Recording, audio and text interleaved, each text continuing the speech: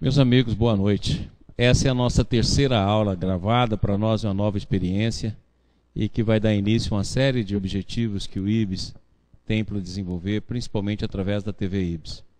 Então, boa noite, pessoal da TV IBS, boa noite Goiânia, boa noite Brasília. É a sequência do nosso curso Constelações Psíquicas 2.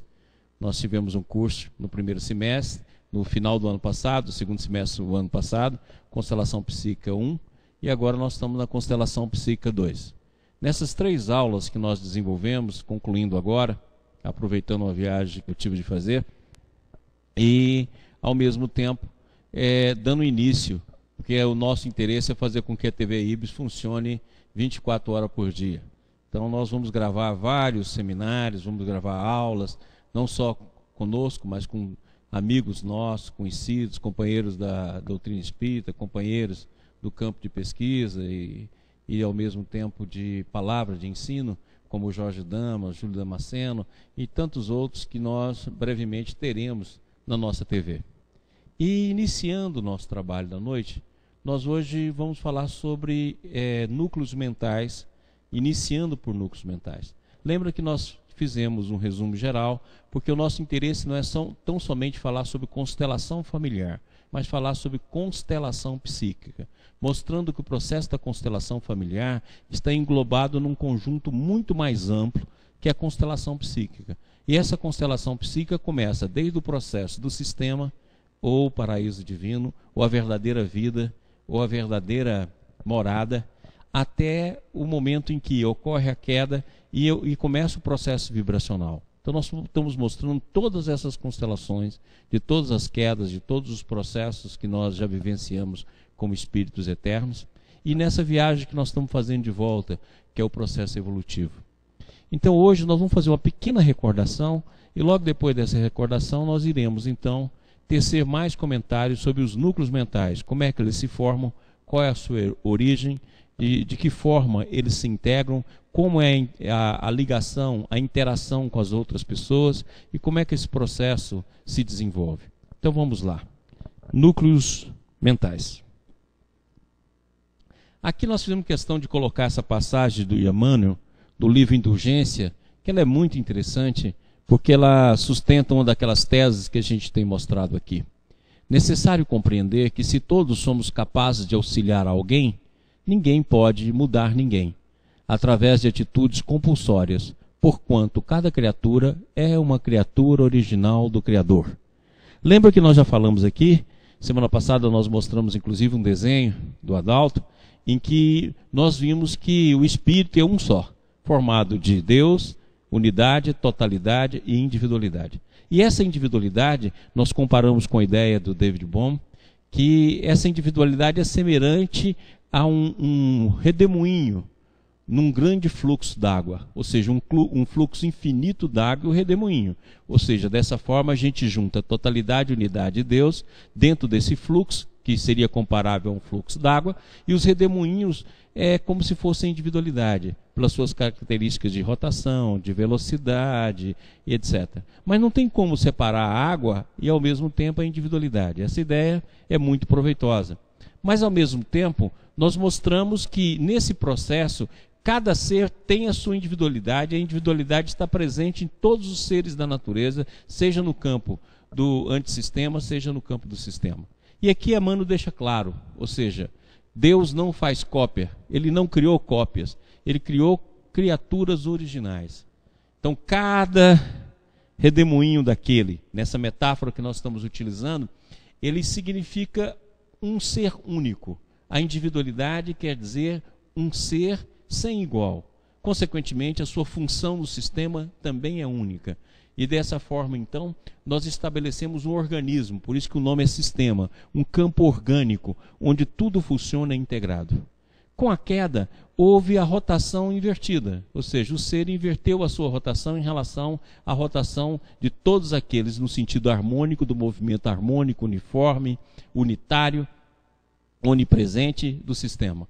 Essa inversão criou, então, a vibração, e com a vibração surge a contração da consciência, inicia o inconsciente. O menor ponto de inconsciente está na consciência cósmica. A partir daí começa a haver uma contração de consciência cósmica, C1 até CN, e nós mostramos aqui os vários campos. Dessa forma, não devemos esquecer, somos criaturas originais do Criador. Próximo.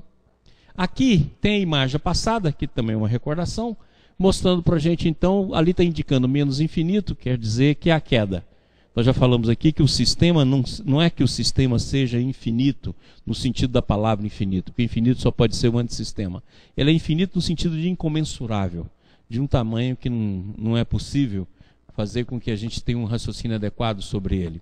Mas significa que nesses campos existem as consciências, e essas consciências integram vários campos mentais coletivos, e os campos mentais coletivos integram vários campos mentais de individualidades ou personalidades. Aí nós temos a consciência 1, que nós podemos também chamar de consciência cósmica, ou a consciência arcangélica. A consciência 2, que nós colocamos aqui, é consciência seráfica, para que a gente possa ter uma classificação. A consciência 3 seria daqueles espíritos altamente evoluídos, que a gente costuma chamar de anjo. A consciência X, que é representada pela presença do homem, a consciência do átomo e a consciência espaço-temporal, dentro da visão de N dimensões espaciais. Então, essas várias consciências seriam os vários campos. Então, tudo que existe inicia no campo da consciência. Então, tudo é consciência. E essa consciência vai contraindo consciência, informação, informação, energia, energia, matéria. Matéria, energia, energia, informação, informação, consciência, consciência cósmica, sistema, espírito. Então esse é todo o processo. Cada ser ou cada personalidade no processo evolutivo pertence a um campo de consciência. Então o campo de consciência é integrado por vários seres. E esses seres também são integrados pelos campos mentais, são integrados pelos campos morfogenéticos, pelos campos de informação e assim por diante. Então são N campos que englobam todos esses seres. E eles estão interligados e interligados também a esses campos. Próximo. Aqui nós mostramos que esses campos, na verdade, eles dirigem a evolução. Por quê? Porque no momento em que houve a queda, no momento que ocorreu a queda, essa queda foi rápida. Por que que foi rápida? Porque nós estávamos no estado de espírito. Do espírito houve a formação das consciências. Da consciência houve a formação da informação. Da informação surgiu a energia surgiu a matéria. Então, consequentemente, essa queda foi rápida. Como o próprio Cristo diz, vi o demônio e seus asseclas, caindo do céu como um raio, por causa da rapidez. Então, na verdade, a trilha da evolução, ela está sustentada pela trilha da queda, ou a trilha da involução, ou a trilha da contração da consciência.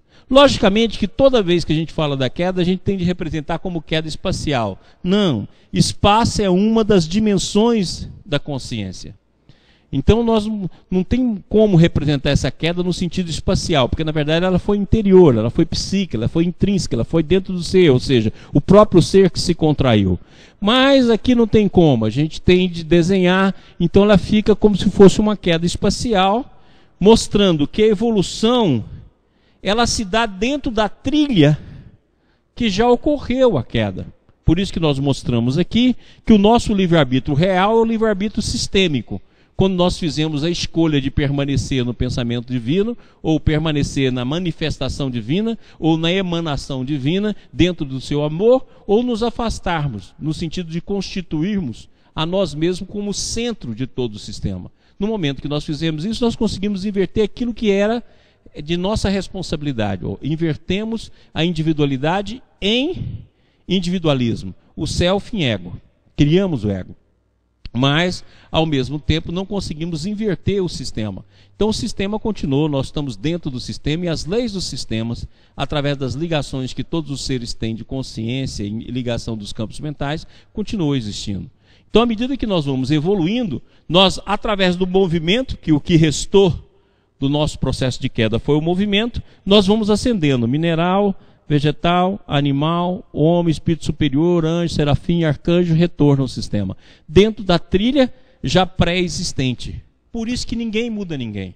Ninguém educa ninguém, porque todo o conteúdo já existe dentro de nós. O que nós precisamos criar com a nossa conduta, com o nosso exemplo, com a palavra, é sobretudo campos de ressonância, para ir acordando em cada ser o potencial que nele existe. Então, na verdade, o ser, nós não temos como compulsoriamente, por decreto, por ordem, por imposição, mudar ninguém.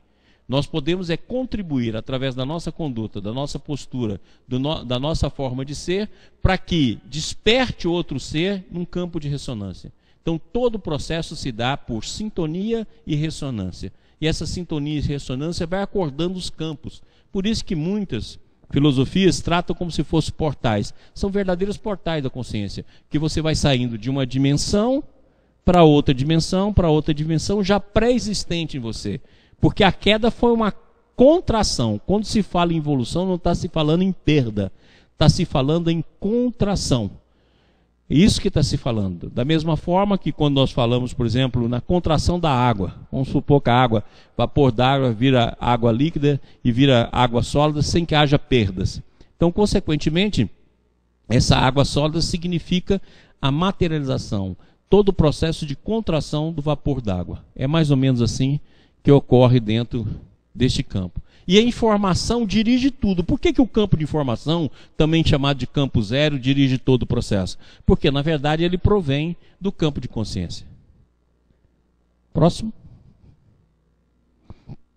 Aqui nós mostramos como se dá tudo aquilo que aconteceu, né? Nós estamos mostrando aqui, desde o mais profundo da queda, quando permanece apenas o movimento. Aquela frase que nós já lemos também, no princípio havia o movimento. E o movimento concentrou-se na matéria. Da matéria nasceu a energia, e da energia emergirá o espírito. Está em grande síntese. Então o movimento da alma, que o Bert Hellinger fala, o movimento de conquista, o movimento de ascensão, é sempre o movimento. Então quando o ser caiu, na hora que ele se transformou no mais profundo abismo, e já explicamos na aula passada o que é abismo, no mais profundo ponto da queda, restou apenas o movimento.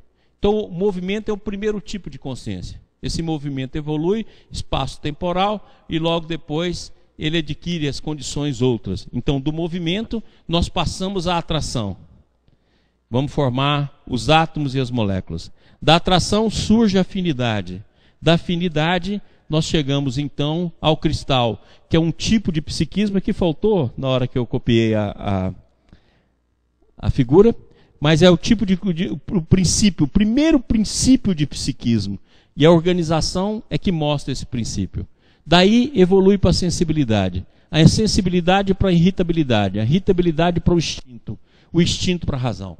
Essa então é a consciência de superfície, como diz o Baldi. Ela tende a desaparecer, porque em nós também tem uma consciência latente, lógico, com diferentes níveis de consciência, e que logo depois, quando sobrepor a consciência cósmica, nós voltamos ao sistema.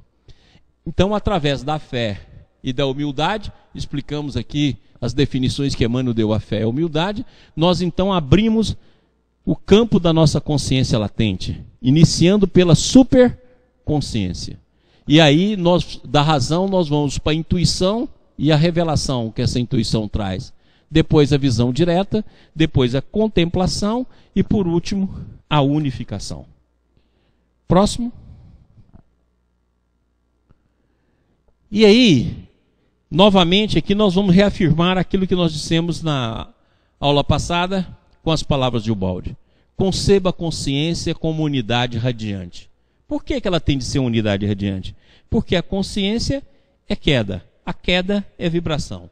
O sistema é onipresente. Consequentemente, ele é intrínseco, ele é interior, ele é não local. Já o nosso mundo é unidades radiante. Então, a consciência é a unidade radiante. A dilatação de si mesmo, que é centro de emoções contínuas, ou seja, um centro de emoções contínuas. Como, pois, se rompe o círculo fechado da razão e se penetra no céu da intuição e da visão? Como se conquista com os limitados meios de uma dimensão conceptual inferior o domínio da dimensão superior?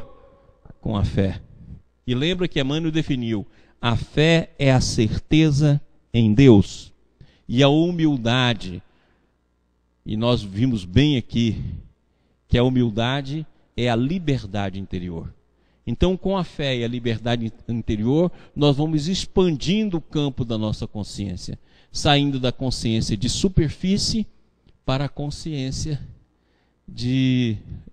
latente, a superconsciência. E daí para frente, nós vamos conquistando cada vez mais campos distintos de consciência.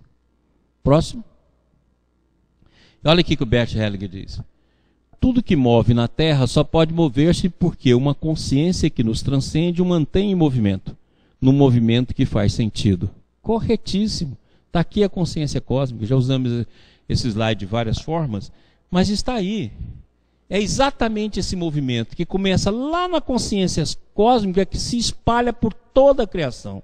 E é esse movimento que faz o nosso crescimento, através do sentido da insaciabilidade, a insaciabilidade do desejo e a busca da felicidade, já nós mostramos aqui da vez passada. Então, a busca da felicidade, a insaciabilidade do desejo, o esforço pessoal e o divino atuando em nós permanentemente, faz com que, através do movimento, nós vamos nos ascendendo, passando de diferentes estágios, desde os estágios de atração, de movimento, de sensibilidade, até os estágios mais profundos de intuição, visão, contemplação, unificação. Próximo. E Emmanuel diz novamente: nosso êxito ou fracasso depende da persistência ou da fé que nos consagramos mentalmente aos objetivos que nos propomos alcançar. Semelhante lei de reciprocidade impera em todos os acontecimentos da vida. Então, persistência, por isso que Jesus foi tão claro: aquele que persistir será salvo, desde que tenha persistência até o fim. Que salvo de quê? Salvo do antissistema. E persistir até onde? Até o fim. Fim de quê? Até o fim da evolução. Ou seja, quem fizer a persistência, mantendo os objetivos, automaticamente vai abandonando a dor e vai conquistando a felicidade. Próximo. Aqui nos ajuda muito a compreender todo o mecanismo. Há, portanto, 3 elementos em jogo. Uma parte negativa de resistência devido à influência do antissistema. Olha, então na hora que eu vou ascender, na hora que eu começo a me integrar no campo da fé, na hora que eu me dedico à liberdade, que significa a humildade, na hora que eu adquiro a persistência e o esforço criativo, eu tenho de lembrar que existem 3 mecanismos nesse processo de abertura do campo de consciência. Na hora que eu vou tentar sair da consciência, a consciência racional para a consciência intuitiva, da consciência de superfície para a consciência latente, eu vou ter algumas dificuldades. A primeira delas é a resistência, a parte negativa que me influencia, e isso está ligado às forças do AS. Como todos nós estamos ligados, então todos os nossos porões psíquicos que originou a queda está interligado. Esse processo que cria resistência, esse processo que vai criar a inércia. E muitas vezes nós passamos reencarnações e reencarnações presos a essa inércia. Nós não saímos desse campo, nós ficamos presos nela.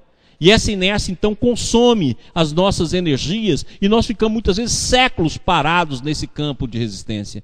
E quando a gente tenta agir, na hora que a gente tenta subir, na hora que a gente tenta ir um pouco mais, essas forças agem na nossa alma, nos sustentando e por gravitação nos puxa de novo para aquilo que somos e para aquilo que nós sempre vivemos. Então a primeira força a ser vencida é essa força negativa do AS.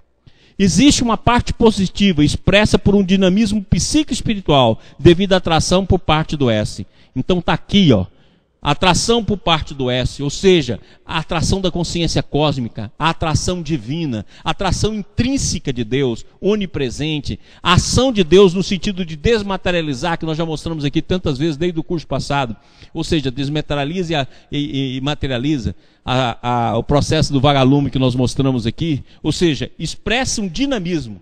Esse é um movimento que vem do alto, um movimento cósmico que está dentro da nossa alma. Um nos prende, nos escraviza, e o outro nos liberta. São os 2 campos atuando na nossa alma. Com aquele que a gente sintonizar, é o que nós vamos agir na vida. Se eu sintonizo com o passado, eu ficarei preso nele. Por isso Jesus diz, todos nós somos escravos do pecado. Então nós estamos presos nele. E se eu me liberto, eu ligo aos campos superiores e eu prossigo. Para que eu faça esses dois elementos, surge o terceiro item.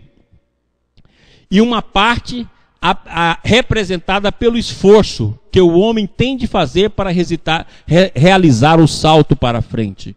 Ou seja, ligado ao esforço. Agora, sempre que eu falo em esforço, eu gosto de mostrar que não é o esforço mental. Não é eu tentar afastar as ideias negativas, não é eu reprimir. Não é esse esforço mental de criar uma figura e achar que eu sou aquela figura ou comparar aquela figura com aquilo que eu sou. É o esforço do autoconhecimento, da autoiluminação, que começa descobrindo em si mesmo todo o mecanismo inferior que existe dentro da alma, penetrando em todos os defeitos, conhecendo todos os defeitos de maneira muito clara, depois descobrindo as potencialidades, descobrindo a presença de Deus em nós. Esse é o esforço. É um esforço criativo na descida do ser e na subida das dimensões, para que assim nasça a verdadeira iluminação. E não esforço mental, como muitas vezes confunde. Estes são os impulsos que constituem o fenômeno. Isso pode levar ao desmoronamento, a revoluções, deslocações e reconstruções. Mas o caminho da evolução caminha em direção ao alto. Por quê? Porque somos atraídos por Deus. Próximo. Muito bem. Nós já explicamos aqui várias vezes esse fenômeno que nós vamos explicar novamente. E agora nós temos uma imagem para nos apoiar. Então lembra, vamos voltar aqui. Lembra da nossa consciência volumétrica. Já falamos aqui, eu acho que uns 100 vezes. Mais do que isso, só o Espírito é Deus, unidade, né? Totalidade, individualidade. Muito bem, então nós mostramos que nós estamos aqui nessa fase. Aqui. Então nós estamos bem aqui na frente. Mas a consciência ela é volumétrica. E nós já mostramos que aquilo que a gente cria aqui, automaticamente vai existir em sentido invertido, se for para o mal, aqui na consciência. De forma que dentro da própria consciência está a justiça. Ou seja, a justiça é automática, porque ela já existe dentro de nós. Então, dessa forma, a consciência, todo o ser, não precisa ninguém anotar o que o ser tem de fazer ou deixar de fazer. Na própria consciência traz a ação e a reação. E automaticamente já começa a mostrar aqui de forma virtual o que ele terá de fazer e vibracionalmente isso vai atuando dentro da alma. Então agora nós temos aqui um exemplo para tornar essa ideia mais clara. Então aqui nós estamos no mundo atual, essa face aqui da nossa consciência. Ok? E nós vamos pegar aqui a outra face, essa face aqui, como a face futura. Tudo aquilo que a gente construir no sentido negativo, automaticamente, virtualmente, será construído nessa consciência no sentido positivo, de forma inversa e complementar. Então, todo ato, matei aqui eu estarei dando vida. Roubei aqui eu estarei devolvendo. Então, não tem como. Toda ação que eu pratico aqui de forma negativa, automaticamente é projetada aqui de forma inversa e complementar. Por isso que está o sinal positivo. Isso está na nossa própria consciência. E essa onda do futuro vai agir no presente, levando então o processo que nós possuímos de luta conosco mesmo.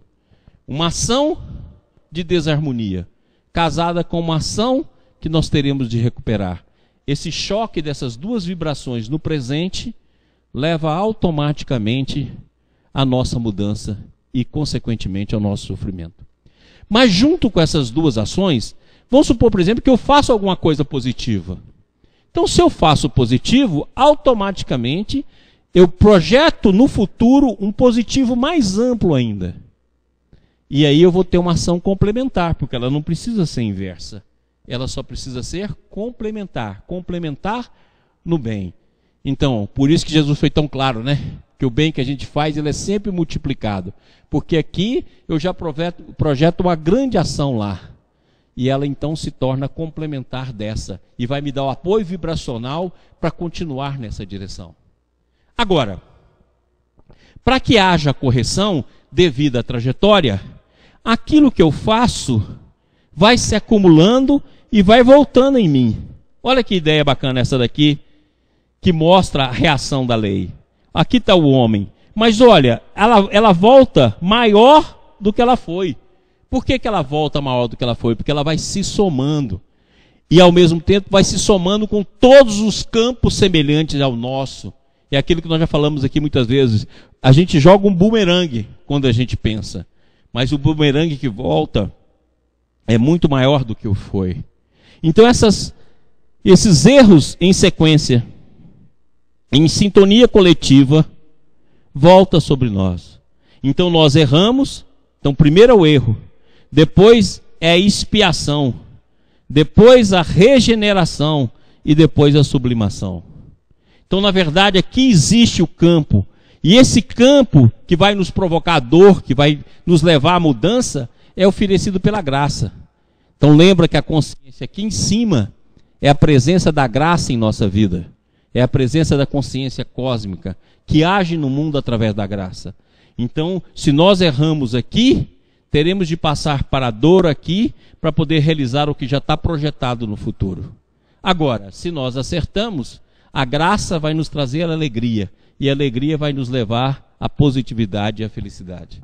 Então todo o processo já está dentro da própria consciência. Todo o processo. O erro daqui significa a projeção aqui.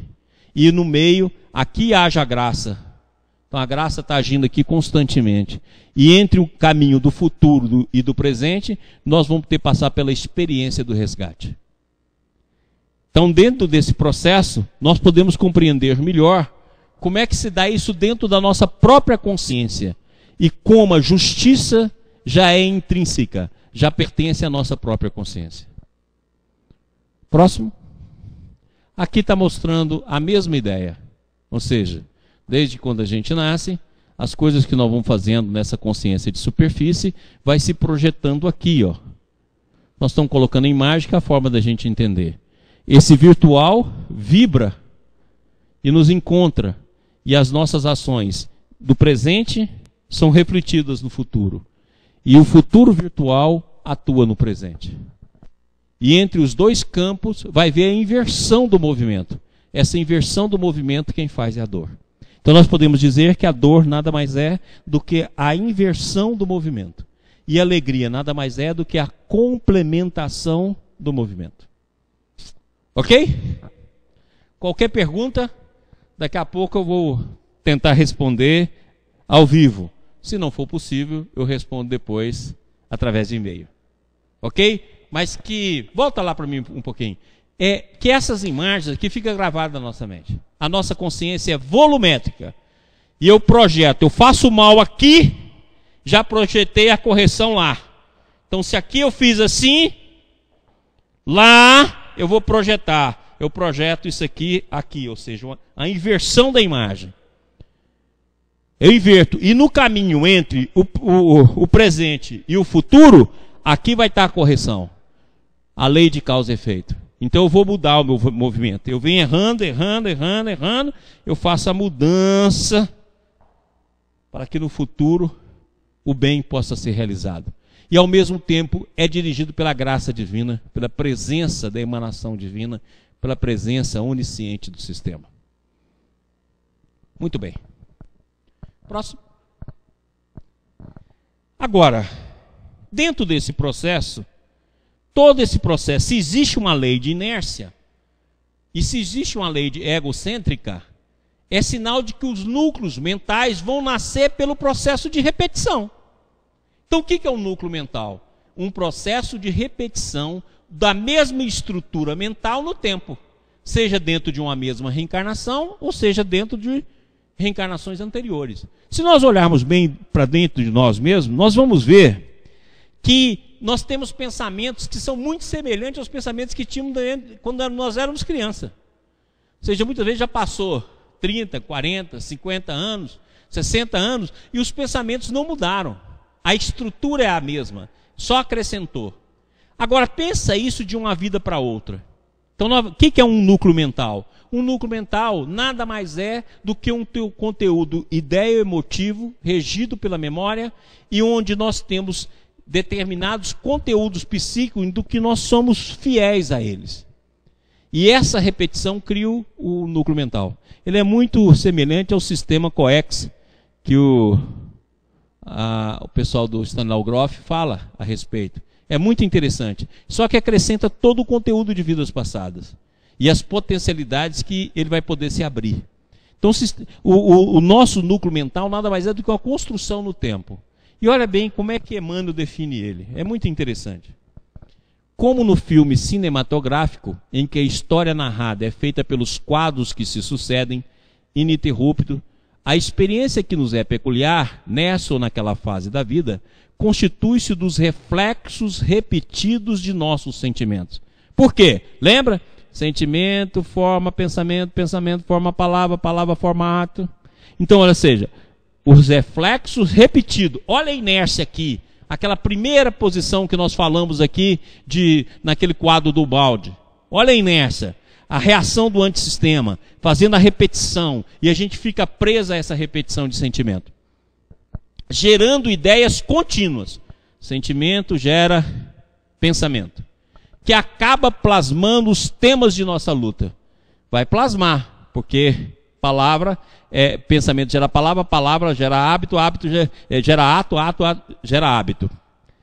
Aos quais se nos associa a mente, identificando-se de modo quase absoluto com as criações dela mesma, a maneira da tartaruga que na carapaça, formada por ela própria, se isola e refugia. Ou seja, os núcleos mentais representam a capa da tartaruga, onde a gente fica preso, onde a gente se refugia, onde a gente faz morada. E muitas vezes eu gostei muito dessa comparação, porque a tartaruga leva muito tempo, né? Vive muito tempo. Então, um núcleo mental, ele pode ter duração milenar, ele pode ter duração secular, igualzinho uma capa aqui da nossa tartaruga. De tanto repetição. E isso, quem faz é a força de gravitação do antissistema. Quando eu estou falando aqui é gravitação psíquica. Essa força de gravitação que faz com que a inércia atue sobre nós e nós ficamos presos nas nossas próprias criações. Então aqui nós vamos mostrar dentro daquele desenho. Então desde o passado da presente vida até passados de vida passada, eu vou desenvolvendo, por exemplo, o núcleo de desgosto. Esse núcleo de desgosto associa ao núcleo de tristeza. E eu desenvolvo um núcleo de mágoa, que associa com o núcleo de raiva, que desenvolve o campo da paixão, e aqui eu gero conflito. Então, muitas vezes, esses núcleos que estão refletidos aqui não tem só a nossa idade. É uma carapaça da tartaruga. Ou seja, ela existe em várias outras vidas. Então, quando nós formos trabalhar aqui com mágoa, quando nós formos trabalhar com raiva, quando nós formos trabalhar com paixão, nós não estamos trabalhando com hoje. Nós estaremos trabalhando com as imagens do hoje e conteúdos sentimentais de ontem. É aquilo lá, repetindo aquilo que Emmanuel acabou de dizer. Reflexos repetidos de nossos sentimentos gerando ideias contínuas. Reflexos repetidos. Força do AS. Daí a importância da gente esquecer o passado. A importância da gente trabalhar o passado. É a importância de nós libertarmos do passado. Exatamente isso aqui, ó. Por quê? Porque vai se sucedendo novos núcleos com o mesmo tema do passado. Não só passado atual, como passado reencarnatório. E essa sucessão nos leva a erros contínuos e repetitivos. Por isso que nós vamos para as reencarnações estacionárias, como diz Kardec. Ou seja, entramos e saímos da carne. Entramos e saímos da carne, sem que haja modificações significativas. Por quê? Porque nós mantemos a nossa carapaça e vamos gerando núcleos que estão interligados no tempo e fixados no nosso psiquismo por causa da inércia existente no antissistema. Próximo slide. Ok, então? Deu para entender? Olha lá. Não entendeu aí? Nós vamos discutir isso depois. Agora, como é que esse processo se dá? Como é que o núcleo se forma? Através do pensamento. Está aqui Emmanuel, o Pietro Baldi explicando. A semente de vossos atos está no vosso pensamento. Cada ação vos proporciona uma semente mais completa, capaz de produzir outra ação mais completa. O pensamento produz a ação produz o pensamento. Olha, então, o mesmo mecanismo da formação da semente, que é um mecanismo universal. Eu vou lá, planto uma semente. Semente dá uma árvore. A árvore dá fruto, fruto da semente. E esse processo, esse ciclo, é o que existe na natureza. Da mesma forma, eu planto um pensamento, um núcleo mental na vida. Esse núcleo mental gera ação. Ação gera pensamento, que gera ação, que gera pensamento, que gera ação, que gera pensamento, que gera ação, que gera pensamento. E eu faço a trajetória do meu destino. Se eu permaneço no campo da inércia, esses pensamentos e essas ações serão semelhantes, dentro de um mesmo padrão, na repetição de um mesmo conteúdo, numa maneira de ser e de proceder. Então, consequentemente, se a luz que há em mim são trevas, quão grandes serão as minhas trevas. Próximo. Aqui, nós vamos falar a mesma coisa que estamos falando, mostrando a boa consciência. Que o Bert Hellinger fala, lembrando que ele chama de boa consciência aquilo que a gente nos distingue, achando que nós somos melhores que os outros, que nós não temos os sentimentos que os outros têm, e julgando a ação alheia. Então, como é que é? Eu pego lá um núcleo de indignação e exaltação. A pessoa cometeu um erro, e eu tenho uma indignação e uma exaltação em relação a ela. Não há uma indignação no sentido positivo. É uma exaltação, uma exclusão de mim. O outro fez uma coisa horrível. Que coisa horrível. Eu vou e excluo a minha presença diante dele. E ao mesmo tempo, eu exalto. Esse conteúdo já vai trazer conteúdos do passado. E já vai trazer conteúdos do passado reencarnatório. Daí, eu vou para o campo da exclusão e da justiça. Excluo da família, excluo do grupo, excluo da igreja, excluo do centro, excluo do meu campo de convívio. Esse processo, então, pode nos levar à raiva e o ódio. E daí nasce a vontade de extermínio e aniquilação. E a vontade de extermínio, muitas vezes, é expressa, inclusive em nome da justiça divina. Eu não vou fazer nada para você não, mas Deus há de vingar. Deus há de te dar aquilo que você merece. Ou seja, nós passamos a vontade de extermínio para o nome de Deus. Quer dizer, coisa mais incrível ainda. Então, assim que é o núcleo mental, e por isso que surge a aniquilação e extermínio, por isso que surge o processo de exclusão, porque nós nos tornamos distinto dele. Não, nós somos a humanidade. Nós podemos analisar o ato alheio, no sentido de engrandecimento nosso, mas nunca julgar. Tem que ser sempre dentro do campo da compaixão. Próximo. Agora, para não ter dúvida, até no nome, está aí de onde é o nome. Ó. O nome é de Emmanuel. Comunicar-nos-emos com as entidades e núcleos de pensamento com os quais nos colocamos em sintonia. Está aí claro. Então, núcleos de pensamento é uma definição que Emmanuel dá. Aqui está o exemplo. Os núcleos de pensamento, que nós já vimos tantos em vários tipos de desenho, e a interligação entre esses núcleos. E está claro que todo o processo é de sintonia. Então, se eu tenho um núcleo, por exemplo, de felicidade, eu vou interligar esse núcleo com os núcleos de felicidade dos encarnados e desencarnados. Se o núcleo que eu alimento é de mágoa, de tristeza, o processo é semelhante da mesma forma, e com todo mundo que está encarnado e desencarnado. Próximo. Aqui, um desenho que ajuda muita gente a compreender os núcleos mentais. Certo? a interligação dos núcleos, ó, dos vários núcleos, e ao mesmo tempo uma luz no centro, porque mesmo nos núcleos de maior maldade, mesmo nos núcleos mais inferiores, lá vai estar o dinamismo psíquico, a presença de Deus, a luz cósmica, que pouco a pouco vai transformar esse conteúdo. E quando esse conteúdo, então, for vivenciar o campo da dor, é aqui, ó, que muitas vezes atua a misericórdia divina e ela começa a ser ouvida.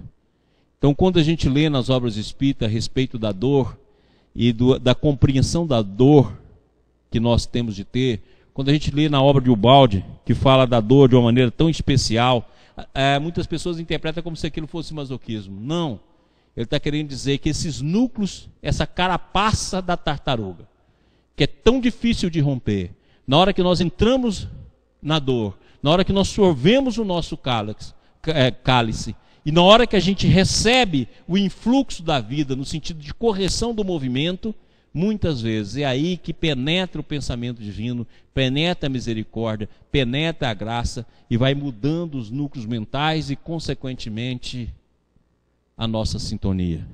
Então a dor tem um sentido profundo de educação. É por isso que o Baldi tem uma frase maravilhosa: só existe uma maneira de sair da dor, evoluindo. Porque à medida que a gente evolui, os nossos núcleos passam a ser superiores. E os nossos núcleos mentais passam a ter sintonias finas, passam a ter sintonias que agregam forças especiais da alma, forças sutis. E aí, consequentemente, a evolução se faz de uma forma muito mais alegre, com uma diminuição profunda da dor.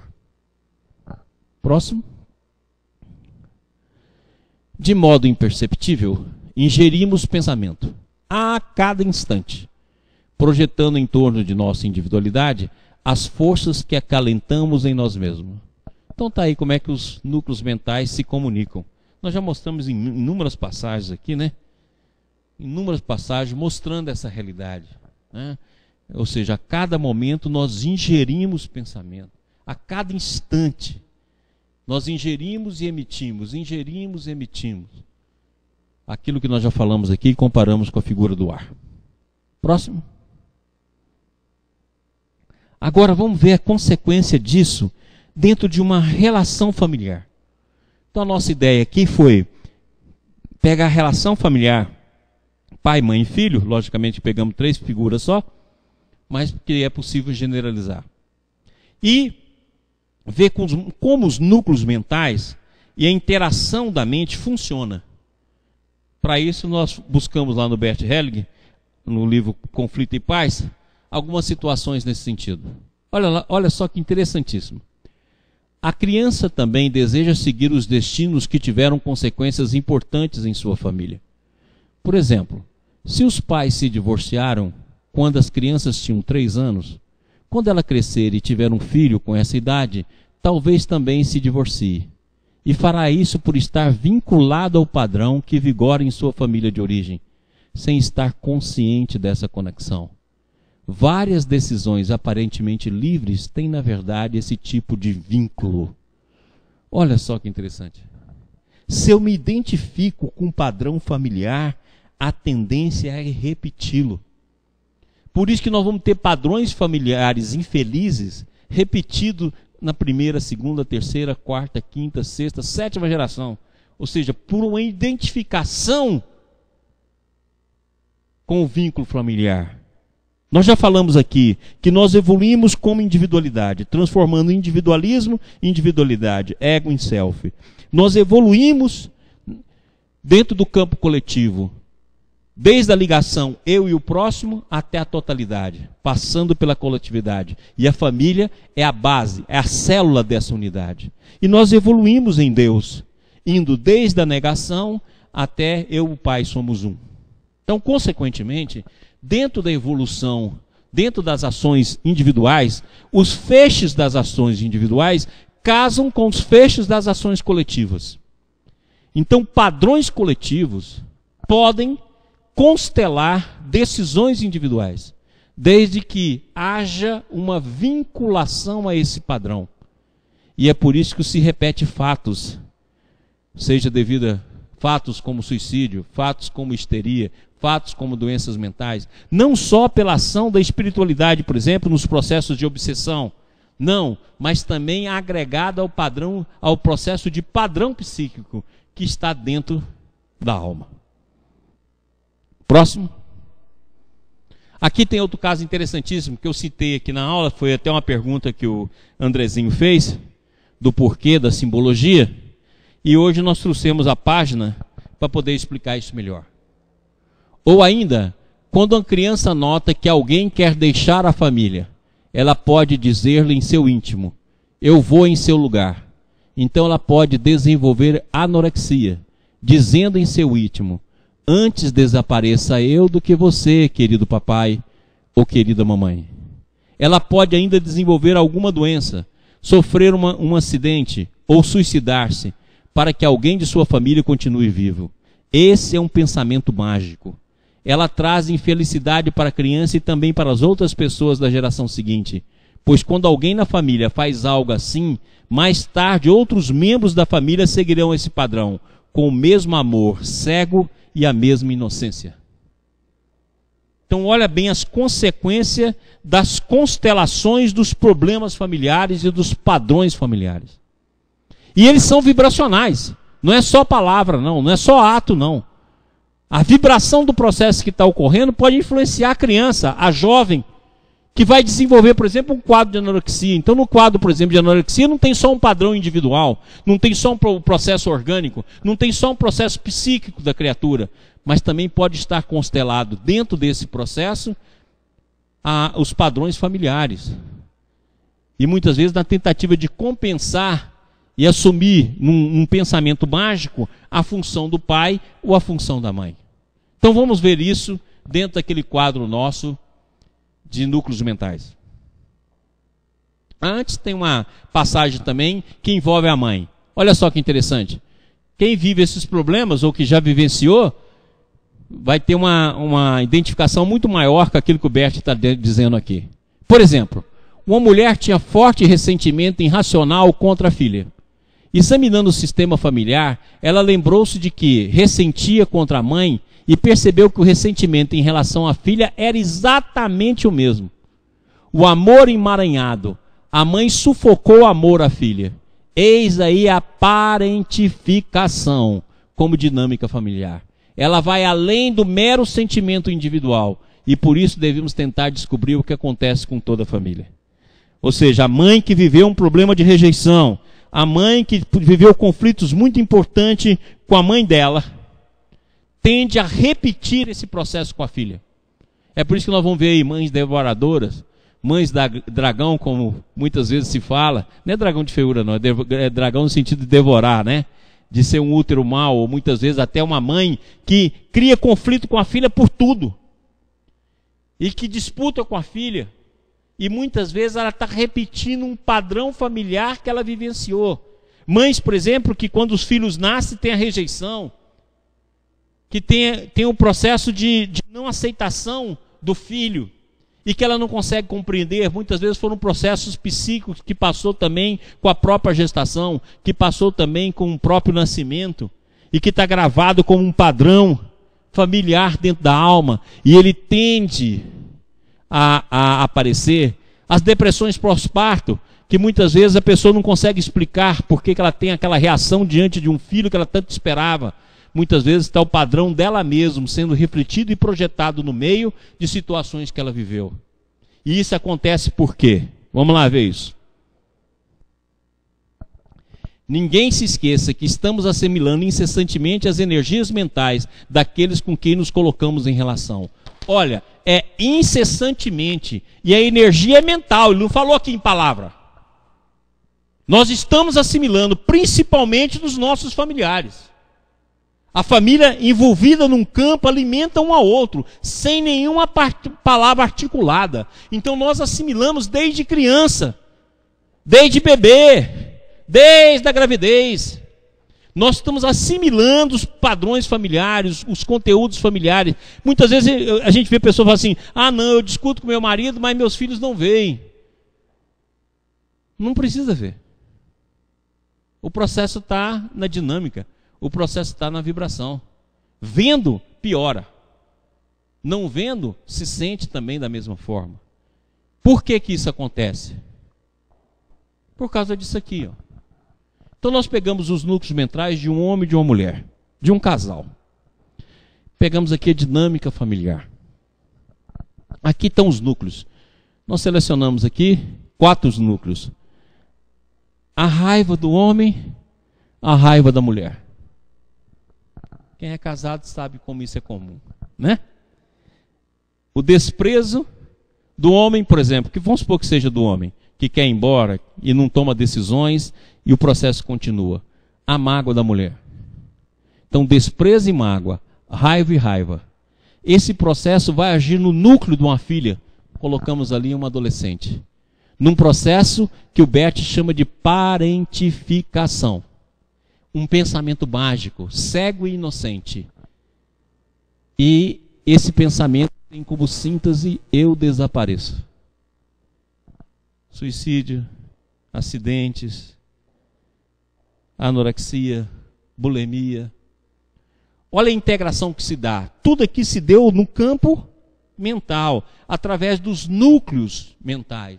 Se essa filha já possui certa vulnerabilidade para o suicídio, para os casos de depressão, os casos de fuga, doenças no campo psíquico, ligado aos outros núcleos das encarnações passadas, e se o casal aqui, reajustando dentro de um campo, de uma dinâmica familiar, também já traz isso, você pode imaginar que tamanho que vai ser esse pensamento mágico. Que tamanho que vai ser essa tentativa de substituição. E o perigo que isso significa quando não tratado. Então o tratamento não envolve só o tratamento psicológico, o tratamento medicamentoso, o tratamento de orientação, o tratamento desobsessivo, por exemplo, mas vai ter também de ter o tratamento da dinâmica familiar. Para que o processo possa ser realmente ganhar um novo enfoque, um novo movimento, uma nova ordem, para que esse processo possa ser superado. Então é assim que ocorre. Então agora você pode trocar inúmeros problemas dentro da família. Pode trocar aqui os núcleos, pode ampliar os núcleos e as repercussões nos vários filhos. Daí surge toda a dinâmica familiar e os processos dessa dinâmica. E os processos que se repetem como padrão. Padrão familiar.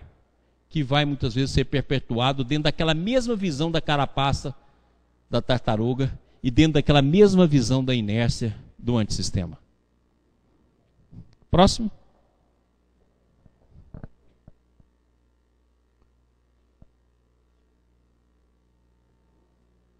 Isso aqui vai ser uma viagem. Então vamos com calma aqui, né? Tem muita coisa nesse slide. Nós fizemos questão de colocar num slide só, para a gente não perder o raciocínio. Olha, nós falamos aqui da inércia. Nós falamos que no nosso porão evolutivo tem conteúdos que nos amarram, que agem na nossa alma, que fazem a gente repetir. Mas como é que isso se formou? Como que os núcleos mentais surgiram? Como é que ele vai surgindo dentro da história? Por que eles vão se repetindo? Por que razão há uma formação raciocinando desde o sistema? Como é que esse processo se dá? Então aqui, nós fizemos todo um estudo, aproveitando inclusive algumas citações bíblicas, para que a gente entenda todo o processo. Isso eu dei o nome então de matrizes primordiais, ligando o movimento no S e no AS. Lembrando que o movimento no S é uniforme, unitário, onipresente. E no AS é um movimento que cria a vibração. Lembra que nós estudamos aqui na aula passada, quando o Baldi falava assim, tudo é amor, e do amor tudo deriva. Então vamos pegar lá no sistema, nós colocamos ali de azul. Então o amor tem 2 grandes movimentos. Um movimento de expansão que revela a liberdade. a liberdade absoluta do ser. Todo amor quer dizer liberdade. Esse movimento de expansão eu vou também chamar de movimento centrífugo, ou seja, quando o amor expande, ele é um movimento centrífugo, do centro para a periferia. Ou seja, o movimento centrífugo de expansão gera liberdade. E quando o amor contrai, movimento centrípeto, ele gera o egocentrismo, que faz com que a pessoa, o ser, possa dizer, eu sou. O egocentrismo não quer dizer egoísmo, quer dizer centro. E todos os seres, tanto no sistema como no antissistema, pode dizer, eu sou. Ele é individuado. Então o movimento do amor, ele quando contrai, egocentrismo. Quando ele expande, liberdade.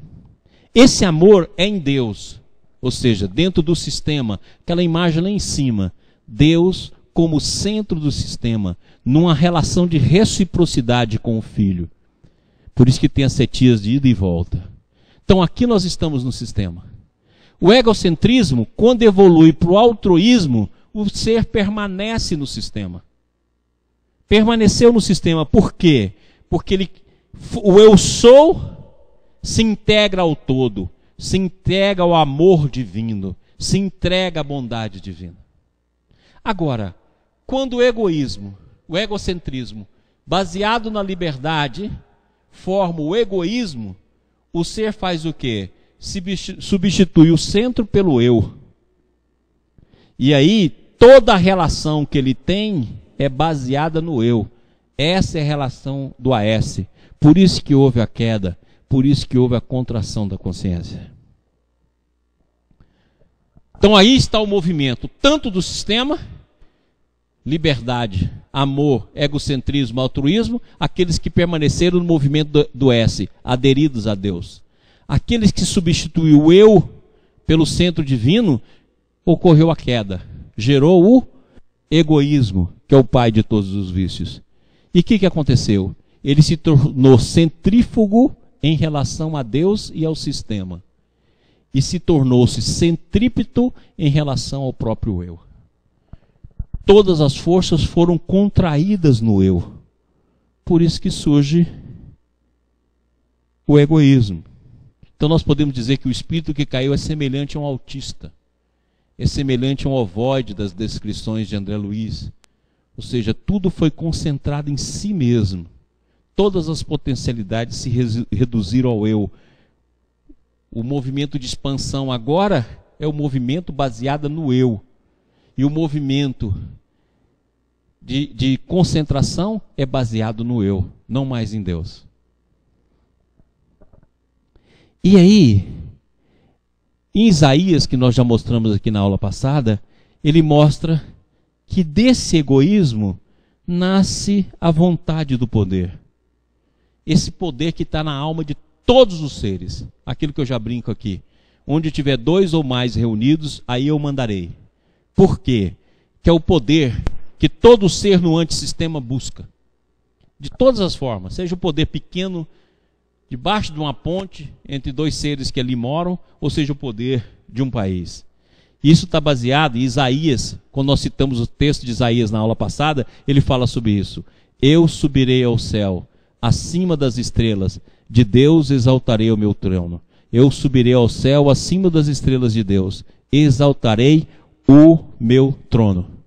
Ou seja, não é mais uma hierarquia entrelaçada no sentido de que o maior é menor. Não é mais o trono divino que é formado para a doação e para o amor, mas é o meu trono. E esse processo do meu trono nasce exatamente na construção da árvore do bem e do mal. Por que mal? Porque se Deus é todo bem absoluto, qualquer ação igual e contrária à divina só pode resultar no mal. É aquilo que está lá também na Gênesis. Porque Deus sabe que no dia em que dele comerdes, abrirão os vossos olhos e sereis como Deus, sabendo o bem e o mal. Ou seja, a tentativa de ser como. Não ser que é semelhante, filho do Pai, mas ser como, ocupando o centro com meu próprio eu. então gerando o processo do poder. O processo do poder cria um movimento lateral que vai gerar a vibração, vai gerar o inconsciente, vai gerar o primeiro ponto da queda, que está simbolizado pela consciência cósmica. Esse ponto da queda gera então a carência. Por que carência? Porque hoje houve, mesmo que pequeno, um afastamento do pai. Houve o afastamento dos outros filhos. E isso está expresso na passagem que está no Salmo 22:1 e em Mateus 27:46. Deus meu, por que me desamparaste? Todo mundo que analisa essa passagem do Evangelho, geralmente joga essa frase por debaixo do tapete. Ou Jesus não disse, ou não foi bem assim, mas está lá, inclusive está no Salmo 22:1. Essa é a primeira sensação da queda. O espírito, quando começa esse processo aqui, a primeira sensação que ele apresenta é de abandono. Então, quando Jesus está vivenciando todo o processo da crucificação, ele não está vivenciando o processo o processo físico, a dor de uma cruz. Imagina, inúmeros seres antes de Jesus e depois de Jesus passaram por processos muito piores em termos de dor. Jesus, naquele momento, está vivenciando todo o processo da queda cósmica.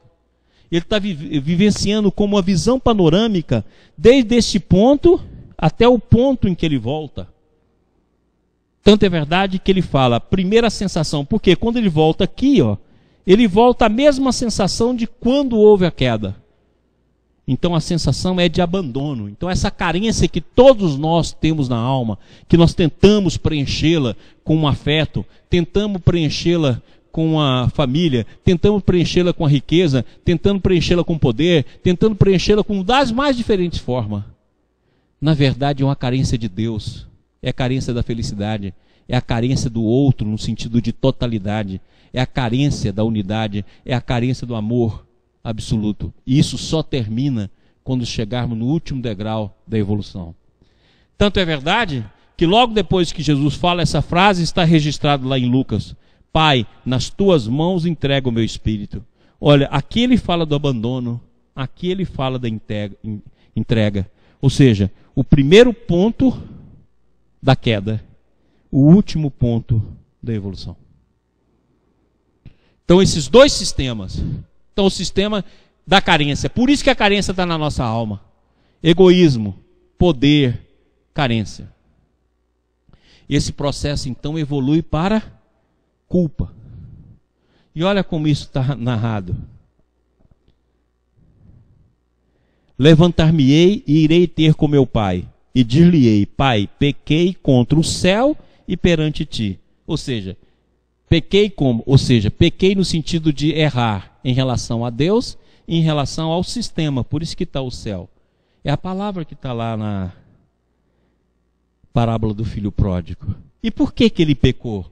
Porque o Espírito, quando fez esse movimento, substituindo o eu pelo centro em relação a Deus, ele sabia que poderia ocorrer consequências. Não tinha visão, por quê? Porque não existia o antissistema.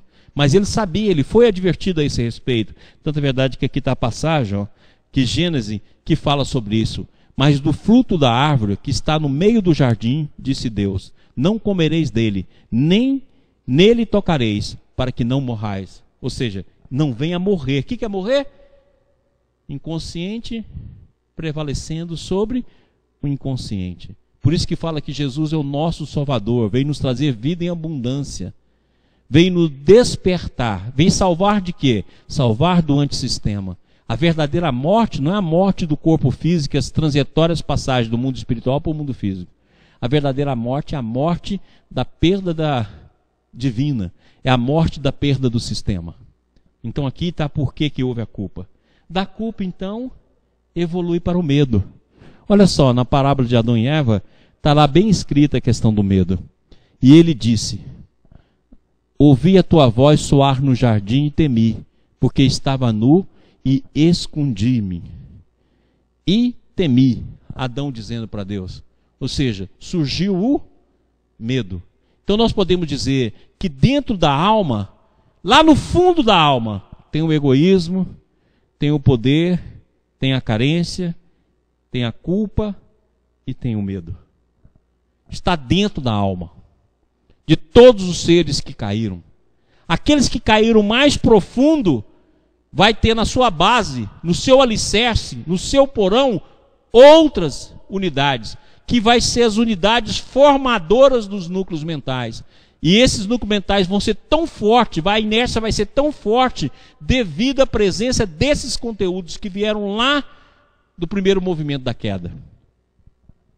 Aí, a partir do medo, a queda se aprofunda. Quando ela se aprofunda, nós estamos afastando, né? Espírito, energia, e mais tarde vai surgir a matéria. Ou seja, o espírito está fazendo essa descida aqui. E aí, consequentemente, surge a inveja. O maior exemplo de parábola da inveja é Caim e Abel. Olha só que interessante. Olha a inveja. Mas para Caim e para a sua oferta não atentou. Irou-se Caim fortemente e decaiu-lhe o semblante. Está aqui a inveja. Ou seja, a inveja do outro, a inveja da potencialidade do outro. Abel é o símbolo daquele que caiu, mas não aprofundou a queda, permaneceu ligado a Deus. Por isso que tem o exemplo lá, era pastor de ovelha, era manso, e era aquele que também estava ligado, ou seja, a fumaça subiu até o céu, mostrando a interligação com Deus, ou seja, não perdeu a ligação com o divino. Já Caim é o símbolo daquele filho, ou daquela falange, ou daquelas centenas de bilhões de espíritos que estão se afastando do Senhor. E ao mesmo tempo é o símbolo interior. Caim mata Abel, ou seja, a consciência Abel se contrai, tornando-se a consciência Caim. Por isso que está lá, ele vai para reinos distantes, igualzinho o filho pródigo. Pode olhar lá que é a mesma passagem. E o interessante é que está no campo. Olha o campo aí, a palavra campo que está na Bíblia é interessante, porque hoje nós podemos falar no campo de consciência cósmica, esse campo de informação. Então Caim ainda conversa com Deus, mas ele não é ligado a ele. E falou Caim com o seu irmão Abel, e sucedeu que estando eles no campo, se levantou Caim contra o seu irmão Abel e o matou. Estando no campo. A morte da consciência Abel na nossa alma. A prevalência da consciência Caim, ou seja, surgiu a revolta. Surge então a revolta. Aprofundou a queda. A queda está descendo aqui, ó. Cada dia mais profunda. Caim e Abel são símbolos interiores. E são símbolos de milhares de filhos que permaneceram. Por isso que quando você vai pegar as descendências de Adão, você vai ver lá vários. Vai ter Enoque, por exemplo, que retorna, mostrando o processo de descida até um determinado ponto e de subida e de retorno. Outros foram aprofundando, como nós, até os pontos mais inferiores. Por isso que quando os judeus falam assim para Jesus, nós somos filhos de Abraão, ele fala, se vocês fossem filhos de Abraão, tinham preservado a fé na queda. Mas vós sois filhos do diabo. Ou seja, o que é o diabo? Aquele que substituiu completamente Deus pelo eu. Não na totalidade, porque Deus permaneceu onipresente, mas sim na função, porque o eu substitui tudo. Da revolta, então, o ser vem para a negação. E essa negação é em relação primeiro a Deus. E olha aqui que também está lá em Gênesis. E eis que hoje me lanças da face da terra, e da tua face me esconderei. Olha aqui, ó, a negação de Deus. Eis que hoje me lanças da face da terra e da tua face. Vamos ler com a palavra que nós já estamos usando. Eis que hoje me lanças da face do sistema e da tua presença me esconderei. É exatamente a negação de Deus. Por isso que hoje nós clamamos pela presença divina. Clamamos por ver a Deus. E nós não percebemos enquanto não nos tornarmos puros. Depois existe a negação do próximo. Olha que interessante aqui. E disse o Senhor a Caim, onde está Abel, teu irmão? E ele disse, não sei, sou eu o guardador do meu irmão? Olha o desprezo pelo outro. Olha a distinção, a negação, o sentimento que vai existir como fluxo, vai existir como tendência que está na nossa alma, que vai criar o processo de exclusão, de extermínio mais tarde na nossa alma. Ou seja, onde está o teu irmão? Ou seja, onde está a tua consciência belínica? Eu lá sou responsável por ele. Ou seja, o corte de relação com o outro. Por isso que quando Jesus vem, ele fala, para poder corrigir esses dois campos, ele fala que o nosso retorno, a nossa salvação é amar a Deus sobre todas as coisas e o próximo como a si mesmo. É a correção do processo para que haja a subida. E por último, a negação de si mesmo, ou seja, o julgamento de si mesmo. Olha aqui que diz Caim. Então disse Caim ao Senhor: é maior a minha maldade que a que possa ser perdoada. Olha interessante. O julgamento de si mesmo, como ele substituiu aqui, ó, o eu em vez de Deus, ele não pergunta ao Senhor se ele pode ser perdoado. Não, ele já conclui. E ele nega a si mesmo, ó. É maior a minha maldade do que a que possa me perdoar, ser perdoado. É exatamente isso que ocorre conosco. Por ter substituído o centro divino para o centro do eu, substituído amor e identidade para o centro do eu, do egoísmo, nós então temos a tendência de auto-nos julgar e auto-julgar o outro. Mas o nosso auto-julgamento não é no sentido de análise progressiva, é de condenação. Certo? É de condenação, de multiplicar ações que nós nos desvalorizamos, como se isso significasse alguma coisa. E ao mesmo tempo de julgar o outro, de condenar o outro. Exatamente esse símbolo que está aqui dentro da visão de Caim. Então aí nós vamos agora perceber que dentro da nossa alma, isso aqui são as matrizes primordiais: poder, carência, culpa, medo, inveja, revolta, negação. Isso está em todas as almas. E é a partir daí que nós construímos a nossa personalidade. Então, na presente vida, isso já está acumulado na nossa existência. Eu venho aqui, ó, e puxo a culpa e desenvolvo uma personalidade que por qualquer problema se vitimiza, que por qualquer problema entra em depressão, baseado nos conceitos de culpa. O outro puxa o medo, e é daí que nós vamos ter as diferentes personalidades entre nós. Todas elas baseado nas matrizes primordiais e nas suas consequentes geração de ondas secundárias que formam as várias personalidades humanas. Próximo. E aqui, com o desenho, graças ao desenho do Adalto, nós vamos ver exatamente essa ideia. Então, à medida que há a queda, aqui está uma espiral, ó, a espiral da queda, do egoísmo, que é o sentimento primário, vai aumentando. Egoísmo, poder, carência, culpa, medo, inveja, revolta, negação. E é daí que vai criando o distanciamento do ser. Por isso que está lá na grande síntese, quando a sua voz fala assim: a distância que existe entre nós é muito maior do que qualquer distância espacial. É distância psíquica. Ou seja, exatamente a distância psíquica que vai criar essa imensidão de espaço que nós temos. Ou seja, é daí que nasce todo o processo. Olha aqui, ó, à medida que o ser vai descendo numa espiral, ok? Vai surgindo esses sentimentos que tornam-se as matrizes dos núcleos de pensamento. Vamos lá? Próximo. E aqui está nós aqui, ó, hoje encarnados, e essas são as matrizes. É isso que está na nossa parte mais profunda. Ó, egoísmo, poder, carência, culpa, medo, inveja, revolta, negação. E olha aqui que diz o balde: uma parte negativa de resistência devido às influências do AS. Está aqui, ó, aquele slide que nós já passamos aqui, repetido. Essa é a parte negativa, devido à influência do AS. E olha só o que diz Emmanuel: cada criatura humana apresenta certa percentagem de expressão diabólica na parte inferior da personalidade. Isso aí que é o diabólico. Isso aí que é o demônio, que tanto se fala, na verdade está dentro de nós mesmos.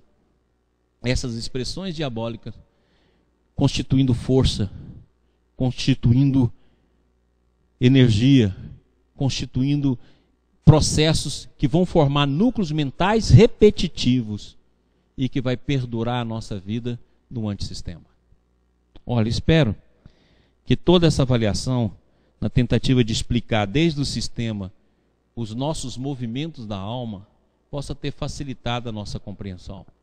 Na próxima aula, nós retornamos um pouco a esse tema e vamos concluí-la, esperando que o nosso entendimento prossiga, auxiliando para que nós possamos cada dia mais entender a lei de Deus e entender as leis do universo.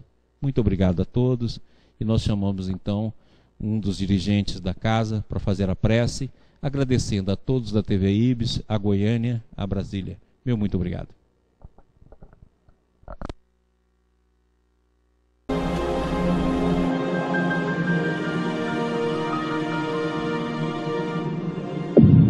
IBS, Instituto Brasileiro de Benemerência e Integração do Ser.